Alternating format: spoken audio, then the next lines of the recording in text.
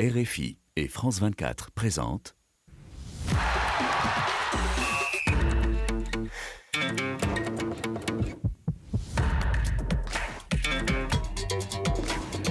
Radio Foot International, le Café des Sports, Annie Gasnier.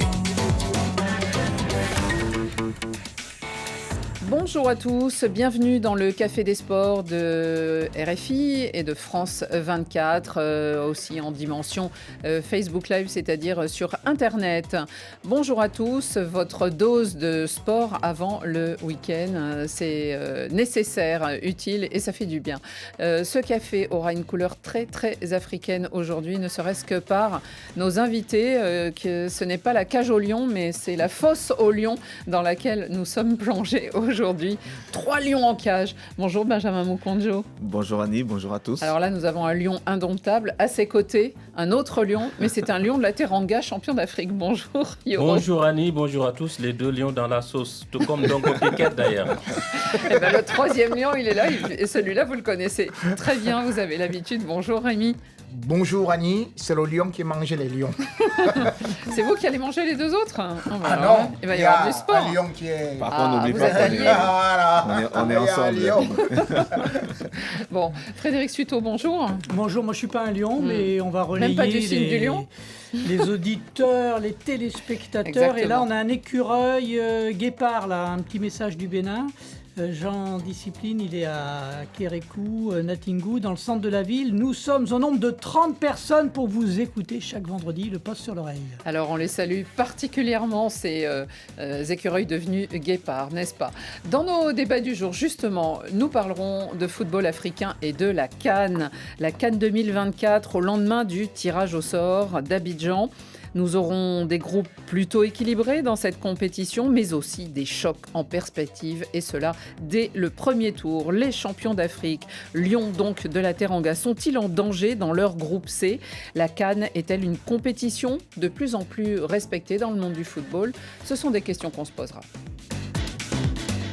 Euro 2024, la sélection du pays hôte, l'Allemagne, est-elle, elle aussi, en danger? La Mannschaft a parié sur un jeune entraîneur promu sélectionneur, Julian Nagelsmann.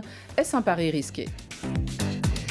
Aujourd'hui, vendredi 13, beaucoup de matchs se joueront. Les joueurs sont-ils superstitieux? L'irrationnel a-t-il sa place dans le monde du football? On compte sur vous, notamment Benjamin, pour nous raconter quelles étaient vos habitudes, vos gris-gris avant un match. Au générique de cette émission, David Finzel qui m'a aidé à préparer l'émission avec Steven Esli, Souel Kedir et Yann Bourdela pour les moyens vidéo. Le Café des Sports, les débats sont ouverts.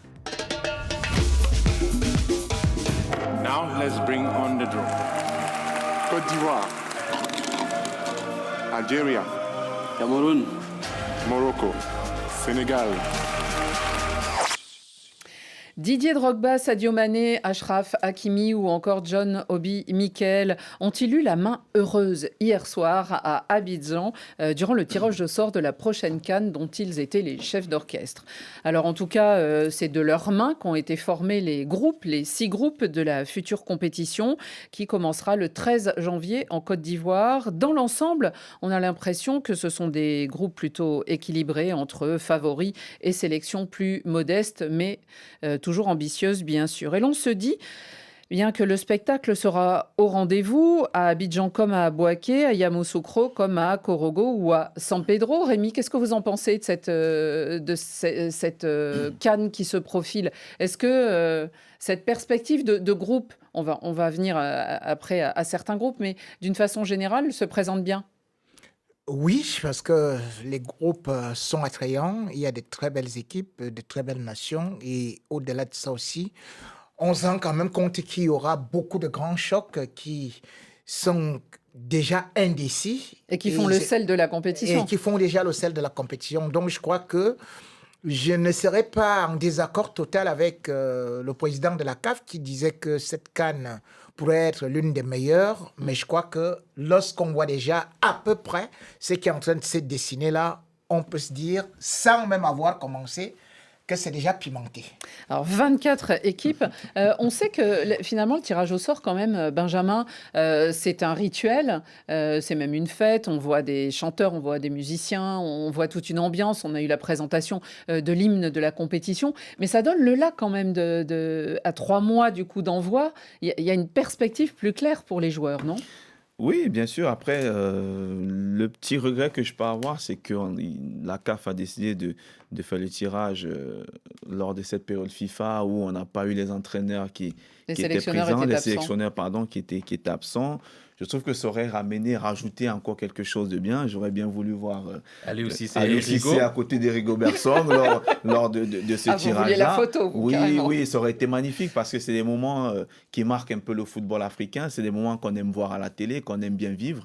Mais au-delà de tout ça, je trouve que le tirage, il s'est très bien passé. La Côte d'Ivoire aujourd'hui est prête à accueillir cette CAN. Ils l'ont montré avec cette belle chanson d'ailleurs. Que j'ai Magic beaucoup System, aimé. hein. Voilà, avec Magic System. Ça va rentrer dans les têtes. Ouais, un peu comme lors des différentes compétitions. Bien sûr. Maintenant, on attend, on va voir ce que les artistes... parce que c'est eux aussi qui doivent animer la compétition. Hein, si les joueurs seront au niveau, en pleine possession de leurs moyens, mais je n'en doute pas. Alors, évidemment, la question qu'on peut se poser, je vous la réserve en premier, Yoro Mangara, vous, le champion d'Afrique, et nos auditeurs s'en souviennent, vous nous avez fait vivre cette CAN, notamment du point de vue sénégalais sur les antennes de RFI.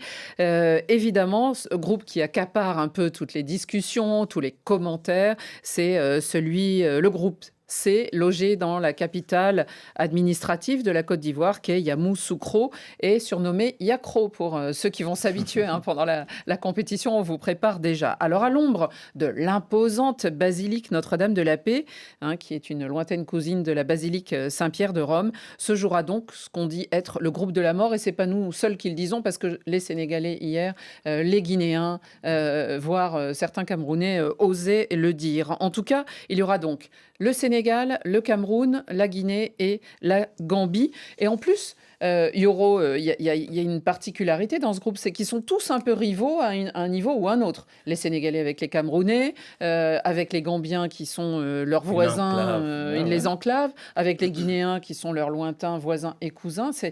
Ça rajoute du piment à ce groupe-là. Parce que vous savez, le premier grand adversaire du Sénégal dans ce groupe, ce sera la Gambie. C'est un pays magnifique qui est à l'intérieur du Sénégal. Ils sont anglophones, nous sommes francophones. On a les mêmes ethnies, que ce soit les Diola, les Wolof, les Mandingues, les Socé, etc. Et en plus, la Gambie supporte le Sénégal contre toutes les autres nations du monde, sauf s'il y a un derby entre la Gambie et le Sénégal. Quand le Sénégal avait gagné la Coupe d'Afrique des Nations à Banjul, la capitale gambienne, on se dirait qu'on était à Dakar. Mais quand cette équipe joue face au Sénégal, c'est une autre équipe. Elle ne veut pas perdre parce que c'est un derby. On avait fait match nul, juste un match nul, et le président avait décrété le lendemain férié, chômé et payé. C'était Yaya Jammeh à l'époque, pour vous dire. Donc le premier adversaire, ce sera donc cette équipe gambienne. Après, il y aura aussi de la géopolitique. Les Scorpions piquent actuellement. Exactement. Quart de finaliste la dernière fois. Il y a une géopolitique entre la Guinée et le Sénégal. Depuis que les militaires sont au pouvoir, ça ne se passe pas bien entre une partie de cette Afrique et la CEDEAO et comment ça s'appelle, Macky Sall de l'autre côté. Et en dernier lieu, il y a les Lions indomptables du Cameroun. Lui, il nous avait battus en 2017 au tir au but. Ouais.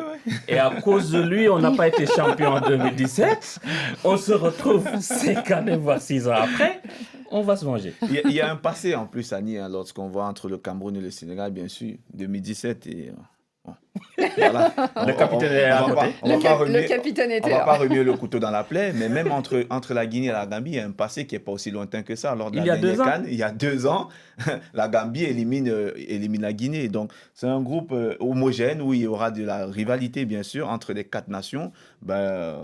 On va voir, mais est-ce que... ce qui est assez étonnant, c'est que ces 2 sélections vont se retrouver là dans quelques jours. Il y a un match amical à Lens, à Bollaert, où avant le tirage au sort. Ça, c'est une grosse erreur on se dit, des 2 équipes. Super, des 2 match amical, Sénégal-Cameroun à 2 mois de la CAN. Et là, ils vont le regarder autrement, mais des 2 côtés. Les 2 fédérations ont fait une grosse bêtise. Jouer un match amical contre une équipe que tu vas rencontrer 2 mois, voire 3 mois après, on ne pourrait pas le savoir. Mais justement, gouverner, c'est prévoir. ils pouvaient prendre des équipes du chapeau 1. C'est sûr que vous n'allez pas vous rencontrer en phase de poule. Aujourd'hui, je suis mal intentionné, je suis joueur camerounais ou sénégalais. Je suis défenseur camerounais. Je dis, écoute, un match, le carton rouge ne compte pas pour un match amical. Je vais défoncer Sadio Mané, il va prendre 3 mois, 4 mois, il ne va pas jouer la CAN. C'est possible. On est en football, ce n'est pas une histoire d'enfant de cœur. Il a joué au football. Il sait que même dans les matchs officiels, les gens, les défenseurs, parfois, ils se disent il faut me démonter un tel parce qu'il commence à nous fatiguer. Et ça se passe comme ça. Quand en finale de la Ligue des Champions, Sergio Ramos élimine Mohamed Salah, il l'a fait exprès. Mais l'essentiel, qu'est-ce qu'on retient? On retient que le Real est champion. Et il le sait, ça se passe comme ça. J'ai discuté avec un international d'un pays africain qui était un défenseur central dans un grand club en France. Il me disait, avec son compère de la défense, si un attaquant, 1 ou 2 fois, 3 fois, arrivait à créer le danger, il se disait, mais qu'on le sorte du match. Il le sait, il est attaquant. Vous confirmez? Si, bien sûr. Après, je pense qu'il ne faut surtout pas avoir ce genre d'intention. Bah oui, ça serait c'est dommage. ce qu'on espère. Ça serait dommage de jouer, même en dehors du spectacle, de blesser volontairement l'esprit sportif, un surtout. joueur, parce que voilà, il y a l'esprit sportif, ça, il faut le garder. Rémi, est-ce que selon vous, dans ce groupe C, le Sénégal, qui est champion sortant, qui est champion, qui remettra sa couronne en jeu durant la prochaine CAN, est-ce qu'ils sont en danger, selon vous? Parce que, attention, je rappelle, il y a 6 groupes, il y a 16 équipes des 24 qui passent au deuxième tour, au tour éliminatoire, et ce sont les 2 premiers de chaque groupe, plus un meilleur 3e. Donc, on peut se dire, il y a aussi un peu de sortir des marge. poules, il faut Ce n'est vraiment pas faire moi des qui le efforts. dis. Il fallait juste regarder la télé hier. Sadio Mané était en train de pleurer. Donc, Presque. il était en train de pleurer. C'était clair. On reste champion d'Afrique, Rémi. Mais ça ne veut rien dire. traumatisme N'oubliez de jamais que vous 2017, avez organisé une CAN en Le but 92. d'Ernest Ebongue. En 92, où Ernest Ebongue, du Tonnerre Calara Football Club, vous tue. Donc, j'ai dit déjà que... Vous élimine. Vous tue. C'est la chasse des lions. Nous parlons des lions ici. Nous parlons des lions ici. Il est venu comme une flèche. Et puis, il a planté son but. Donc, le Sénégal a déjà ce complexe-là. C'est-à-dire, à part peut-être certains matchs amicaux, où vous allez voir peut-être en 59, là, les Lions indomptables regardaient En les Lions 90, comme on vous a éliminé en quart de finale en Algérie. Je voudrais te dire que c'était plutôt en 90. C'était en 90 en Algérie. En 90, je crois que nous étions en phase de poule. Cela veut dire tout simplement que ce n'est pas le Sénégal qui élimine le Cameroun, parce qu'à cette époque, vous aviez Jules Bocandé qui ne marque pas. Mais le Sénégal bat le Cameroun par 2-0. Pourquoi? Parce que le Cameroun avait perdu son premier match contre la Zambie. Et ce Cameroun s'était livré. Or, les équipes du Cameroun ne se livrent jamais. Le Cameroun voulait absolument se relever et c'est pour ça que le Cameroun est battu. Mais en 92, il faut regarder justement comment est-ce que le Cameroun réussit à vous sortir. Tout comme en 2017, justement. Oui. Même en 2002. En 2002, qu'est-ce qui se passe? Le Sénégal a la meilleure équipe d'Afrique. Ça, vous le savez. Rémi. Nous sommes au Mali. Et quand justement ce Sénégal se présente devant les Lions indomptables, ils oublient une chose. Les Lions indomptables, ils vous attendent. Ils barricadent. La preuve, on a terminé le championnat sans encaisser le moindre but. Donc pour moi, lorsque vous savez déjà comment est-ce que le Cameroun vous fait souvent lors des grandes compétitions pleurer. Il y a un petit proverbe là, qui arrive sur la page Facebook. Groupe C, oui, Sénégal-Cameroun. Merchéduc, lui, voit la Gambie. La Gambie est une équipe surprise, comme le dit un proverbe tchadien, mon cher Rémi. Petit marteau pourra casser gros caillou. Dis-lui tout simplement un autre proverbe que quand 2 lions bagarrent, ce sont les singes qui ont le dos brisé. Oui, mais en fait, Yoro, vous pouvez aussi faire un accord de gentleman et vous dire on passe tous les 2 dans ce groupe. On peut passer tous les 2 et éliminer il y a la place. mes 2 Ce sera voisins. la deuxième journée, hein, je crois, le choc. Le choc, deuxième Mais journée. c'est vrai qu'on ne parle pas des autres équipes. Mais attention, si, quand bien même, sûr, hein, la attention. Guinée. Surtout la Guinée de Sergio Oui. Guirassy qui vient d'enregistrer le Exactement. renfort de Meilleur l'ancien buteur joueur de la Bundesliga, Guirassy. qui a fait les réalisations, mais également l'ancien capitaine de Nantes, Touré, qui joue maintenant au Havre, qui vient justement renforcer cette équipe du Sili national, qui a une belle équipe sur le papier. Il ne faut pas enterrer cette équipe. Et Kaba Diawara était là déjà la dernière fois, Lui, la dernière il a CAN, même dit qu'ils sont déjà qualifiés. C'est ce qu'il a dit. Il a dit ça. En tout cas, ils Ah ont, ouais, ils ont, ouais. ils Il a ont une osé. Il belle a dit ils équipe. vont se caler. Non, ils ont une Le bonne équipe. le seul maillon faible de cette équipe, c'est peut-être le gardien de but, mais de la défense avec l'ancien défenseur de Lyon qui joue actuellement à Valence, qui est excellent, Diakhaby. Ouais. Ils ont une belle équipe, cette équipe guinéenne. Nous également, c'est notre faiblesse cette fois-ci. C'est-à-dire que les équipes camerounaises, comme je le disais, et même, je peux En nous le 2017, il y certifier, avait Ondoa. Hein. c'était, oui, en 2017, justement, parce qu'on doit faire 5 arrêts, et c'est lui qui arrête d'ailleurs le pénalty De Sadio Mané. Donc, on va se dire quand même que cette équipe du Cameroun aujourd'hui, on voit qu'elle encaisse à chaque match. Ce n'était pas souvent régulier, et c'est dommage parce que Rigobert Song est quand même un défenseur. C'est celui-là, par exemple, qui, même pour l'un des un match amical en 2005, c'était justement avec aussi votre sélectionneur, et il connaissait que l'équipe du Cameroun, ça a une base défensive, mais cette fois-ci, l'équipe du Cameroun est un peu trop fragile par derrière et on essaie de faire quelques combinaisons là. C'est la seule chose qui m'inquiète actuellement. Hier soir, ils ont d'ailleurs encaissé un but, Rémi, puisqu'ils ont perdu en Russie sur ce match amical à Moscou sur le score de 1-0. Benjamin, une question aux joueurs et d'une façon générale, un capitaine et un groupe. Comment on aborde la compétition quand tout le monde vous dit vous êtes dans le groupe de la mort? Est-ce que vous êtes mort de trouille? Est-ce que vous dites on va en découdre? Ou vous savez, vous, en vous-même, que de toute façon, il y a un groupe, il y a un défi, que ce soit le groupe C, le groupe A, parce que la Côte d'Ivoire aussi, ça va pas être simple avec le Nigeria. Non, mais surtout, ce qu'il ne faut pas faire, c'est ce qu'a fait le Sénégal et Sadio Mané hier. Parce que du coup, vous montrez aux yeux de tout le monde cette crainte, cette peur qui peut légitimement Moi, je se crois que c'est traduire par modestie et se qu'il le fait. transmettre à d'autres joueurs. C'est une tactique, Non, mais- donc, vous avez remarqué. Exactement, c'est par modestie. Non, je ne suis qu'il pas le- sûr. Je pense que le passé a montré qu'il a été traumatisé quand même. Les événements du passé ont montré un peu ce traumatisme qui traîne depuis un moment. Donc il y a quand même un peu cette crainte de dire, mais encore il est le encore Cameroun, joueur, là, encore... Benjamin. Oui, oui. Non, mais au-delà de tout ça, je pense qu'effectivement, quand on va dans une compétition comme la Coupe d'Afrique, on doit déjà se préparer du fait qu'on doit rencontrer, si on va aller au bout, on doit rencontrer toutes les belles équipes. Exactement. Maintenant, si ça commence plus tôt dans la phase de poule, c'est pas plus mal parce que ça vous met tout de suite dans le bain. Il faut être prêt tout de suite. Vous n'avez pas droit à l'erreur parce que là, dans ce groupe-là, l'équipe qui fera la moindre erreur, je suis pas sûr qu'elle passe. Benjamin, je suis d'accord avec toi parce qu'en 2000, il y a 2 ans, on avait démarré timidement. Très- Une victoire, très lentement. 1-0 acquise à la 92e minute de jeu sur un penalty que j'aurais même pas sifflé si j'étais l'arbitre. Après, on fait 2 matchs nuls derrière. Si on fait le même parcours en phase de poule cette année, je ne crois pas qu'on ira en seconde. Et même Sadio Mané l'a dit hier. Donc, il va falloir démarrer tambour battant pour pouvoir aller jusqu'au bout. Ah non. On va aller jusqu'au bout. Je peux vous dire une chose, parfois, ceux qui démarrent tambour battant ne vont jamais jusqu'au bout. La preuve, au Cameroun, nous avons vu quoi? Les Super Eagles. Ouais. Ils ont Le Nigeria. commencé tambour battant devant l'Égypte. Ils ont eu 9 points sur 9. En 2017, ils ont failli se faire éliminer en phase de poule. Voilà, Oui. et vous avez vu Oui. comment est-ce que ça a été fait. Or, les Lions indomptables, eh bien, ils avaient leur avant-centre là. Comment tu appelais le gars là? Dip Tambe. Je ne sais pas. C'était un gardien d'immeuble que vous avez réussi à récupérer quelque part. Mais le gars, quand il tirait, c'est-à-dire que je sautais étant dans ma maison. Je croyais que la balle allait venir m'attraper.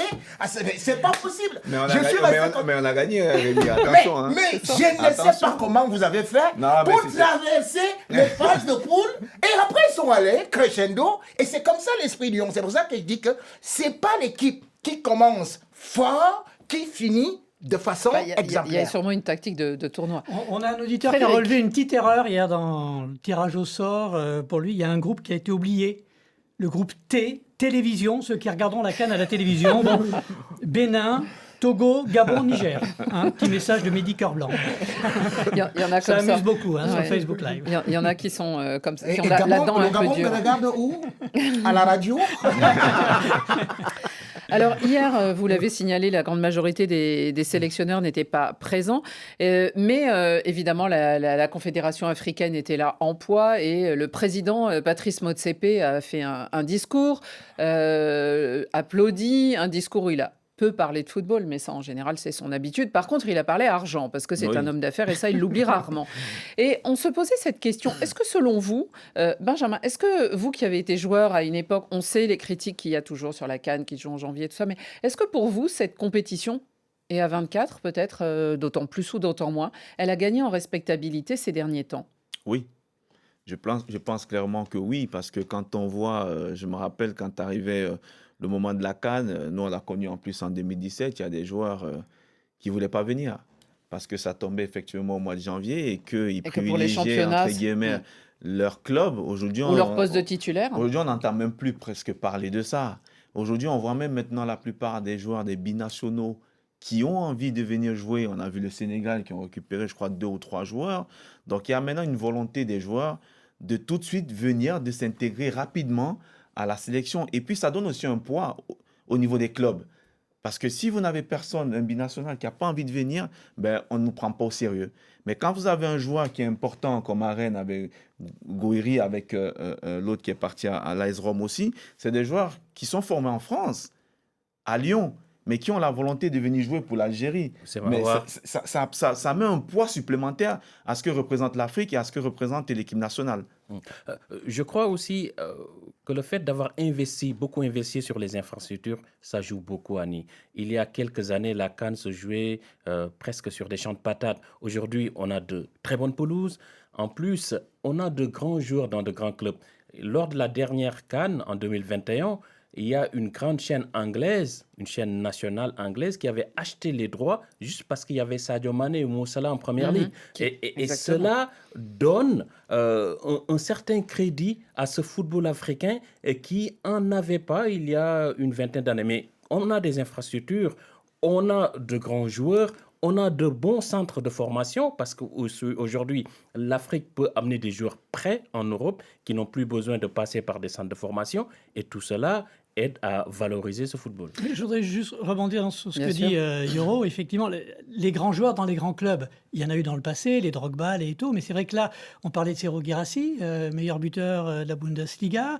Alors certes, les Sénégalais, la plupart, ils sont partis en Arabie Saoudite, mais vous avez Victor Osimhen, il y a André Onana qui est à Manchester United, Évidemment. et ils sont bien plus médiatisés, je trouve, ces joueurs africains qu'il y a quelques années. Et puis il y a tous ceux qu'on va peut-être pouvoir découvrir. Nicolas Jackson, qui est à Chelsea, Chelsea. qui est le Sénégalais. Très bon Hannibal Mejbri, qui est un Tunisien de Manchester United. Azedine Ounahi, on le voit avec l'OM, le Marocain. Rémi, nous, RFI, on connaît évidemment cette compétition depuis très longtemps. On la retransmet depuis très longtemps sur les ondes, donc on a peut-être un regard biaisé, mais parfois. Mais est-ce que pour vous, c'est vraiment la plus grande fête du football africain et qu'elle est, disons, respectée à ce niveau?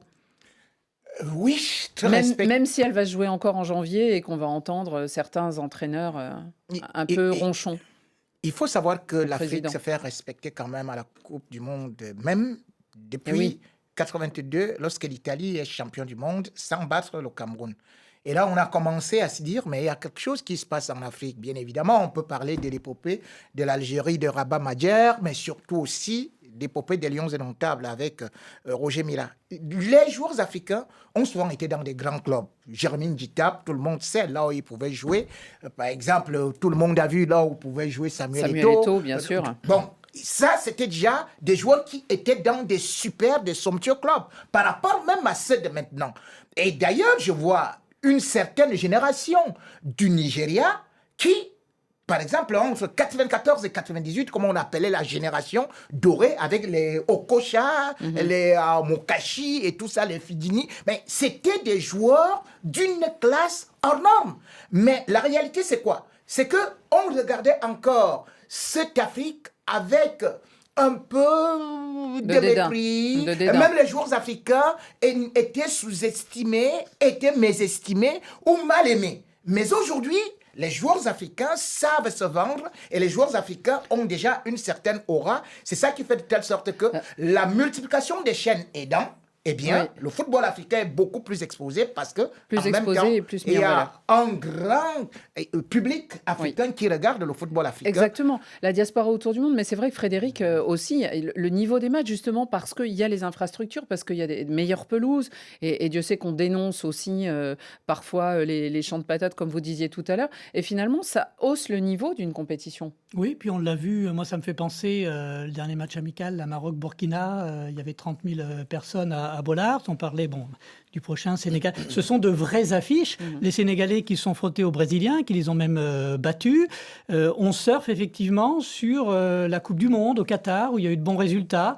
Ça a été une bonne mise en valeur. En tout cas, la CAN n'a effectivement. rien à envier à une Copa América, je pense, en termes de notoriété. Elle est devenue tellement célèbre, cette CAN, que dans tous les quartiers, dans toutes les villes de l'Île-de-France et ailleurs, on organise des Coupes d'Afrique des Nations. Des CAN de quartier. Des CAN de quartier, parce qu'aujourd'hui, la CAN est devenue une fête. Ouais. Bon, ça sera la fête et évidemment, RFI vous donne rendez-vous sur la radio mondiale pour évoquer et retransmettre la compétition. On continue dans le Café des Sports. L'Allemagne qui va être battue à domicile. Incroyable! C'est une déroute. Les Allemands prennent une leçon. La Branca à Wolfsburg. Début septembre, cette défaite de l'Allemagne dans un match amical n'était donc qu'un résultat amical et pourtant, il sonnait le renvoi du sélectionneur de l'Allemagne. C'était donc face au Japon. L'entraîneur était pourtant respecté pour son passé, pour ses années munichoises aussi, avec le Bayern Munich. Hansi Flick, limogé donc quelques mois, surtout après avoir vu la Mannschaft être sortie de la Coupe du Monde au Qatar dès le premier tour. La Mannschaft qui va accueillir le prochain Euro. Ça sera dans 8 mois, très précisément. Ça commencera le 14 juin et terminera le 14 juillet. La fédération allemande a donc fait le choix, elle a un petit peu hésité, et finalement son choix s'est porté sur Julian Nagelsmann, qui était libre puisqu'il avait été viré très récemment du Bayern Munich, mais il a 36 ans, c'est le plus jeune sélectionneur jamais nommé à la tête de l'équipe allemande. Benjamin Moukandjo, est-ce que c'est un pari osé ? Oui, c'est un pari osé, mais quelque part aussi, malgré son jeune âge, il a quand même de l'expérience. Et je pense que... Avec le RB Leipzig notamment, oui, où on l'a bien remarqué, et même avec le Bayern. Exactement. Après, il a été viré du Bayern, pour moi, injustement, parce que les résultats plaidaient pour lui. Malheureusement, au Bayern, ils ont fait un choix de se séparer de lui. C'était un contexte. Mais quand on regarde quand même qui ils auraient pris à sa place, si ce n'était pas lui. Parce que l'Allemagne a souvent pour habitude de prendre des entraîneurs allemands. Et quand on regarde la plupart aujourd'hui, si c'est Klopp, ils sont occupés. Ils sont occupés. Et je trouve Tourelle, que pourquoi c'est un pari osé ? Parce qu'il va retrouver, notamment en sélection, des joueurs qu'il a eu au Bayern, avec qui on disait que ça ne s'est pas forcément très bien passé. On disait que c'était le vestiaire qui avait eu... voilà, donc maintenant, est-ce que cette période au Bayern lui a permis de grandir aussi, de voir les choses différemment, d'avoir une approche différente de ce qu'il va vivre actuellement? Je pense que oui. D'autant plus qu'aujourd'hui, on a longtemps parlé, en plus, dans cette émission, de Sané, où on trouvait qu'il n'avait pas encore passé le cap. Cette année, on voit quand même qu'il est présent. C'est lui un peu qui est l'élément dans le match amical clé, contre la France, on l'a vu. Contre la France. Mais maintenant, l'Allemagne, elle a le temps de préparer cet Euro. Elle reste quand même, en dehors de son match contre la France, elle restait quand même sur 5 matchs, je crois, 5 ou 4 matchs sans gagner. Maintenant, il y a un chantier qui est là. Il n'a pas assez de temps, parce que l'Euro, ça arrive très vite. L'été, c'est dans pas longtemps. Maintenant, à lui de trouver les réponses. Rémi, finalement, le défi, c'est pour qui ? C'est pour la fédération allemande qui, évidemment, aimerait voir son équipe briller, voire remporter l'Euro ? Ou alors c'est aussi pour Nagelsmann ? Parce que c'est risqué pour lui de prendre en main cette équipe et de n'avoir que 8 mois pour faire bonne figure. Ce n'est pas risqué. Ce n'est pas risqué parce que l'Allemagne sait souvent se reconstruire. N'oubliez pas que Joachim Löw... Enfin, vous vous souvenez qu'en 2000... Ils gagnent la Coupe du Monde en 2014, en 2018, ils sont aussi virés au premier tour. Ah oui, mais entre-temps, on sait quand même qu'il était là depuis 2006 et qu'il ne gagnait pas. Donc, ils ont été patients pour qu'ils construisent quelque chose. Donc, moi, je crois aujourd'hui qu'ils ont misé sur un garçon talentueux qui a quand même commencé à l'âge de 28 ans. Et on a vu d'ailleurs des preuves, que ce soit à Hoffenheim, il a quand même pris cette équipe qui était en déroute. Cette équipe était en train de descendre. Et lui, il a réussi non seulement à maintenir cette équipe, mais à la propulser jusqu'à ce qu'on peut dire même la Ligue des Champions. Et puis, tout le monde a vu ce qu'il a fait à Leipzig. N'oubliez pas que devant Ancelotti, il a été nommé meilleur entraîneur d'Allemagne, alors que Ancelotti était peut-être le plus grand, et même devant Pep Guardiola, qui était surpris de voir le talent de ce jeune homme-là. De toutes les façons, ce n'est pas avec les âges qu'on va juger les entraîneurs. De toutes les façons, les âges ne font pas les sages, ne font que des vieillards, comme le dit un proverbe africain, ou encore, comme je peux bien ajouter un autre, c'est que le vieux buffle aime l'herbe très fraîche. Frédéric, qu'est-ce que ça vous inspire, la nomination de Nagelsmann? C'est un pari. En même temps, il est peut-être, il a presque l'âge de ses joueurs, voire l'âge Après, presque des plus âgés. Il a toujours battu des records de précocité, Oui. parce qu'effectivement, à 28 ans à Offenheim, il était le plus jeune entraîneur de Bundesliga. Et on a eu l'impression jusqu'à... Il a atteint les quarts de finale de la Ligue des Champions. Avant qu'il arrive au Bayern, c'était vraiment un parcours parfait. Que ce soit avec Leipzig, avec Offenheim. Et puis, là, avec le Bayern, il y a eu des stars à gérer. Elles sont encore, certaines sont premier, là. Mais il a premier rappelé couac, Hummels tout quand de même. suite. Et effectivement, et il y a un auditeur là qui rejoint Benjamin, Don Joachim, qui nous dit le plus dur pour lui, ça va être de retrouver certains joueurs, Müller. effectivement, du Bayern, avec qui ça ne s'est pas forcément bien passé, mais il n'a pas grand-chose à perdre. 1 euro à domicile, il y aura une ferveur incroyable. Bon, qu'est-ce qu'on leur demande aux Allemands là? Moi, je pense que le ressort, ils étaient vraiment tout en bas. Il y a eu ce match contre l'équipe de France. Alors, ce n'était pas Nagelsmann, c'était Rudi Völler qui est venu jouer les pompiers de service. Mais pour eux, ça a été un ouf de soulagement énorme. On bat l'équipe de France et on se relance. Un nouvel sélectionneur, on peut rebâtir. Moi, je pense qu'ils seront là au rendez-vous. Alors, Yoro, quand même, pour se relancer, ça va être over the sea. Ça sera aux États-Unis que l'Allemagne va jouer. Match amical dès demain. Voilà, dès demain contre les États-Unis.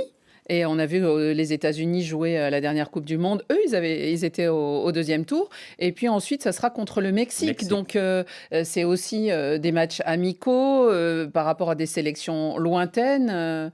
Et c'est un pari pour se rapprocher des supporters qui sont plus très enthousiastes. Parce que c'est très difficile déjà d'avoir un sparring partner en Europe avec la Ligue des Nations. Donc, il y a presque plus de dates pour jouer des matchs amicaux. Là, c'est surtout les éliminatoires de l'Euro. Là, ils sont qualifiés d'office. C'est ça, ils sont qualifiés d'office. Les uns jouent les éliminatoires, eux, ils n'ont pas d'adversaire. Donc, ils sont obligés d'aller loin. Très loin. Mais pour revenir sur Nagelsmann, je crois qu'il est là pour gérer une courte période jusqu'à l'Euro. Après, il ne faut pas trop attendre grand-chose de cette équipe de la Mannschaft parce qu'il n'y a plus de talent en Allemagne. C'est rarement... Il y a beaucoup d'étrangers dans le championnat. Il y a beaucoup d'étrangers. Les joueurs sont vieillissants. Ils n'ont pas... Moussiala ils ont une belle équipe. Hein, attendez, franchement, ils ont Moussiala, mais un joueur comme Leroy Sané. Mais Gnabry, il est là depuis quelle année? Ils ont une Kimmich, il est presque fini, Kimmich. Il est fini, Kimmich. Mais il est fini. Oui, il est fini, Kimmich. Il est fini, tu vas aussi me dire ça. Hein? Mais c'est pour cela qu'ils ont raté deux Coupes du Monde, n'est-ce pas? Il est fini. Il est fini, Mané. Mais non, il est fini. Attendez. Moi, je vous dis, ils ont raté 2 Coupes du Monde parce qu'ils n'ont plus ce réservoir de talent en Allemagne. Quand on parle des grands joueurs de cette Bundesliga, vous n'allez pas me citer un grand joueur allemand. Aujourd'hui, le meilleur buteur de cette Bundesliga, c'est Serhou Guirassy. Avant, c'était Lewandowski qui les plantait les buts. Et avant, vous avez vu... Je suis d'accord avec toi sur ce côté-là et je trouve que c'est où le bas blesse. C'est qu'en Allemagne, ils n'ont pas un vrai attaquant. Mais ça date depuis ça. Mais après, sur les autres positions, je trouve qu'ils sont assez équilibrés. Ils ont quand même des joueurs... Ils n'ont plus de bons défenseurs. Cite-moi un bon défenseur si on n'a pas aujourd'hui. d'attaquant, pas de défenseur, c'est vrai. Ça commence à compliquer. Et puis on n'a plus Manuel Neuer non plus.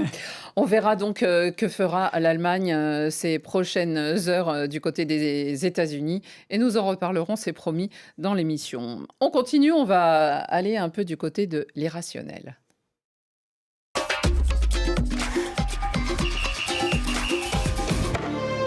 C'est toujours les mêmes gestes. D'abord la jambe gauche, toujours. Chaussettes, chaussures.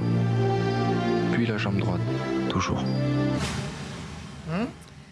Nous sommes vendredi 13, ça ne vous aura peut-être pas échappé, en tout cas pas à ceux qui sont superstitieux. Alors c'est un jour associé théoriquement à la malchance. Les origines seraient pour certains chrétiennes, bibliques même, puisque à la scène, la fameuse scène, eh bien, ils étaient 12 autour du Christ et le 13e était Judas, celui qui va le trahir.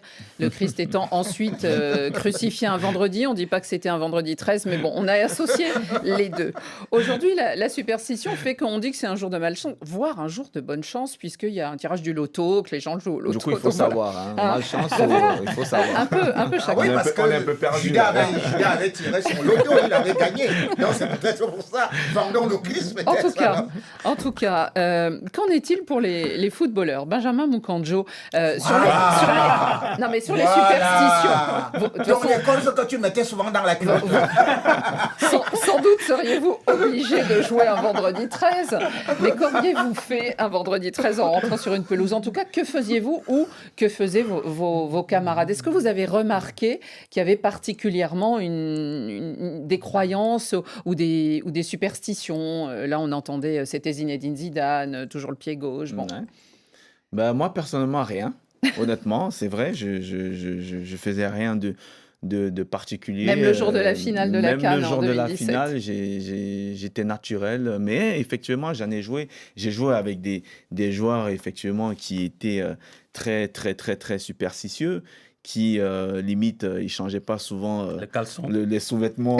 Voilà, je vais le dire.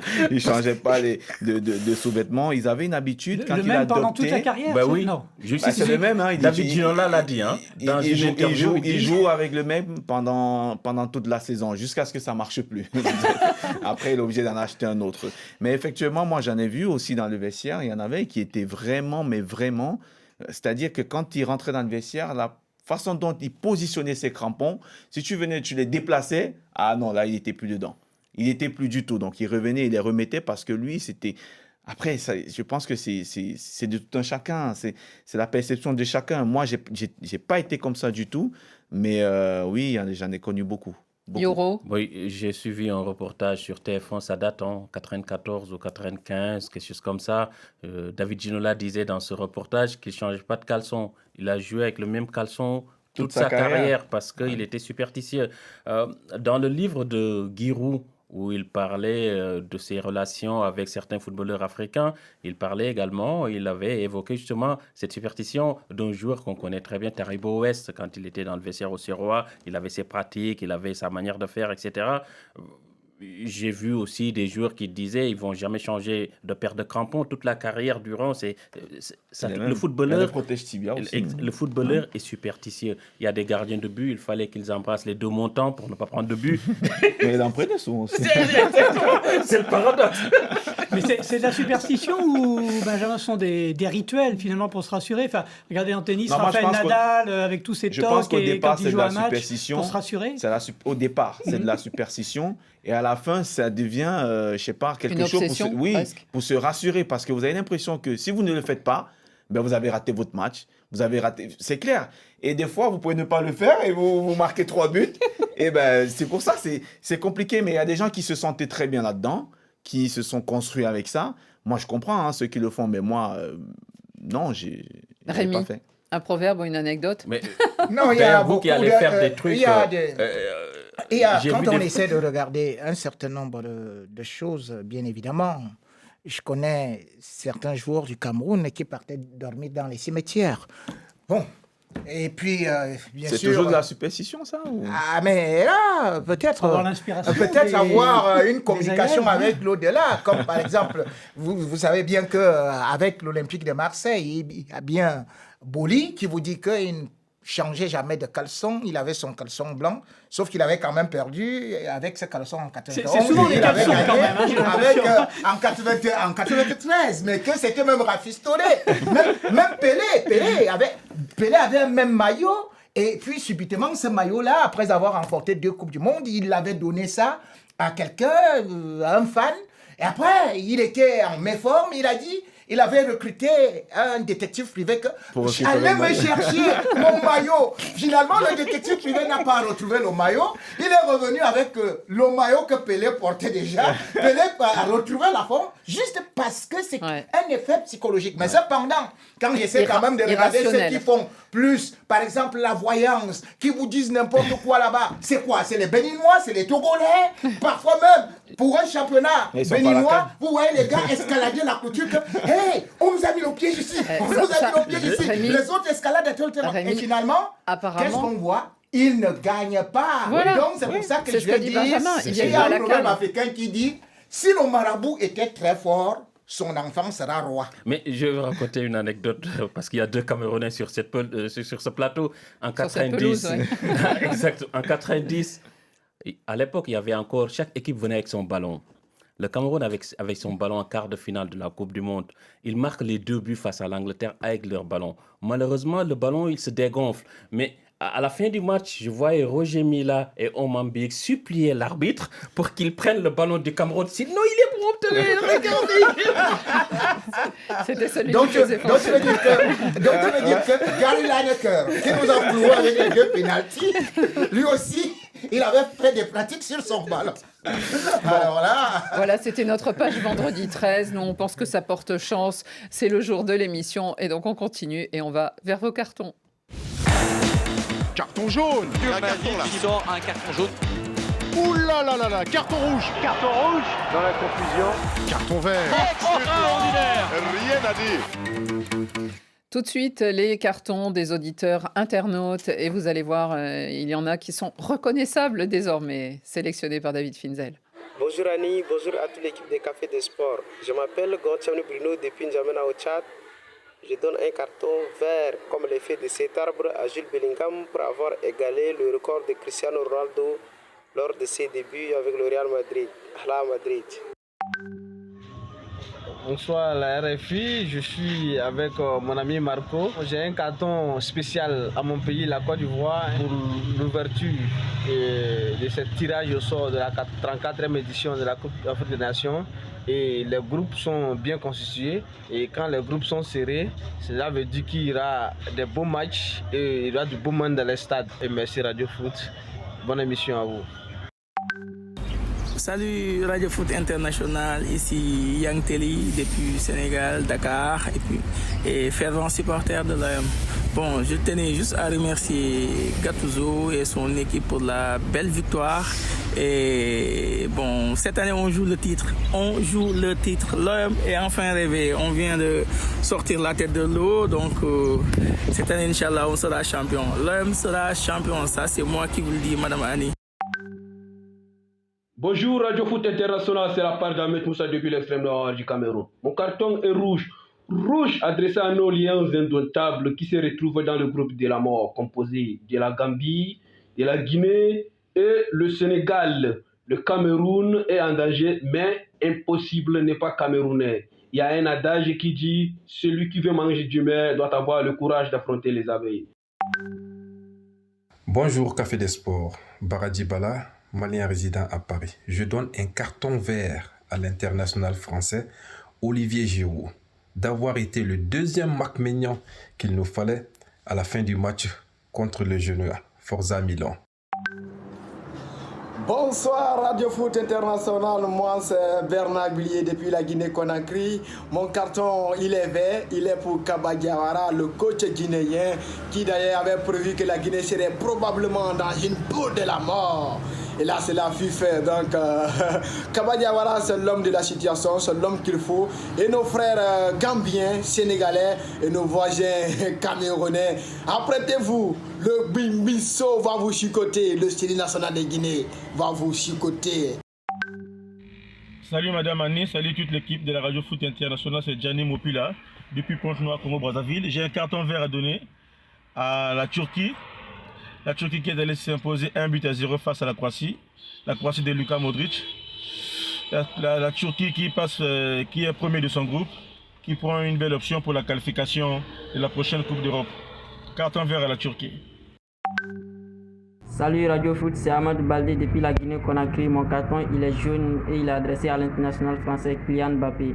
Le fait d'avoir boudé les 2 premiers buts du Paris Saint-Germain le week-end passé. Kylian Mbappé, ressaisis-toi et fais-nous du beau spectacle comme tu sais très bien le faire. Merci. Salut Radio Foot, c'est Douin Rouen depuis le Bénin Cotonou. Mon carton est vert pour Erling Haaland pour son doublé avec la Norvège, qui lui permet de devenir le premier joueur européen à marquer 27 buts lors de ses 27 premiers matchs en sélection depuis Gerd Müller en 1970. Un véritable cyborg. Bonjour Café des Sports, c'est grâce mon pupille Olivier Maïndi depuis Kinshasa. Notre carton est vert à Cyril Guirassy pour ses débuts incroyables au Stuttgart. Donc 7 matchs joués, 13 buts marqués et des passes décisives. C'est où? T'es fort, mon gars. C'est waouh. Rien à dire.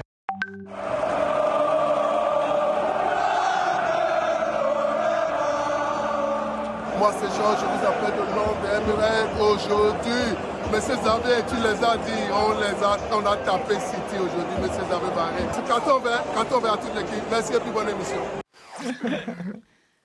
Xavier Barré n'est pas là, mais on lui transmettra le message, Georges, ne vous inquiétez pas. Allez, on va aussi vers nos cartons. Benjamin Mukanjo, quelle est la couleur de votre carton? Rouge. Mon carton, il est rouge et il s'est adressé aux supporters de l'AS Nancy-Lorraine. C'est un club qui m'est cher parce que j'y ai joué 3 saisons là-bas. Et je voulais dénoncer aussi ce qu'Habib Beye il a fait. Ces cris de singe, ce racisme dont on en parle tous les jours. Je pense qu'à un moment donné, il faut mettre le doigt dessus. Des personnes comme ça n'ont rien à faire dans un stade de foot et même pas que dans un stade de foot. Il faut les sanctionner durement et j'espère qu'une décision forte va être prise par le club et même par la justice. On a l'impression que ça bouge du côté effectivement de Nancy et on salue donc les propos de Habib Beye, notre ami ici, un autre lion, n'est-ce pas? Oui. On aime les lions ici. Yoro Mangara, quelle est la couleur de votre carton? Alors, mon carton, il est vert et il est décerné à la Gazelle de Kédougou, une équipe qui évolue en National 1. Kédougou, c'est une ville qui est très, très éloignée de la capitale Dakar, 700 km, l'une des villes les plus pauvres du Sénégal, selon l'ANSD, l'Agence nationale de démographie et de statistiques. C'est un club qui veut évoluer. Ils m'ont nommé président de ce petit club. Voilà, parce que de temps en temps, je viens en aide à ce petit club. On est une petite ville très pauvre, mais quand même, on a pu sortir Salif Diao. Et l'objectif, c'est de sortir d'autres Salif Diao dans cette petite ville du Sénégal. Avec, j'appelle toute la diaspora kédovine à venir main dans la main travailler pour ce petit club. Vous connaissez cette petite ville? J'ai grandi là-bas, j'ai grandi dans cette ville. Mon père travaillait pour la Société nationale d'électricité. On a été affecté à Kédougou au début des années 80 et depuis on est laissé là-bas. Le logo est très joli en tout cas de ce club de la Gazelle. Parce que c'est le parc Nyokolokoba qui est à côté, donc il y a des gazelles. Très joli. Rémi, quelle est la couleur de votre carton? Je serai très gentil. Ah non. Parce qu'après, je pourrais mettre le rouge. Mais je mets d'abord le vert pour encourager. La Fédération gabonaise de football, qui, à l'instar de la Fédération sénégalaise de football, a choisi Cissé, ou encore le Cameroun qui a choisi Rigobertson, vient de choisir un staff local avec Thierry Mouyouma, qui a officié au niveau du Burkina Faso, pour maintenant venir diriger le staff des Panthères qui ont été piteusement éliminés de la CAN. Et maintenant donc, sauf que bien évidemment, il y aura Daniel Cousin. Le staff est intérimaire et c'est là où je m'interroge beaucoup. Mais je voudrais interpeller cette fédération parce qu'il faut savoir que Daniel Cousin avait déjà fait 30 mois là sans être payé. Quand vous prenez les locaux, payez-les. Et non leur dire tout simplement, venez pour le patriotisme, prenez-les. Sinon, il y a un proverbe africain qui dit que si tu ne nourris pas ton chien, il finit par te mordre. Les voleurs vont manger calmement dans ta maison. Allez Frédéric, à vous. Un carton jaune, ne vous en déplaise, Annie. Non, alors vous ne le mettez pas. La Seleção, le Brésil. Rodrigo, Neymar, Vinicius, Richarlison, Casemiro. Ça fait rêver, non, sur le papier? Un partout face au Venezuela, sifflé par leurs propres supporters. C'était les éliminatoires, 3e journée. Bon, ils sont décevants quand même, ces Brésiliens. On attendait un peu plus. Contre les Tintos du Venezuela, qui ne sont pas des fers de lance. C'est la fin de ce Café des Sports. Merci beaucoup, messieurs, d'avoir été là. On sort sain et sauf de la fosse au lion, Frédéric. Merci à tous et à la semaine prochaine.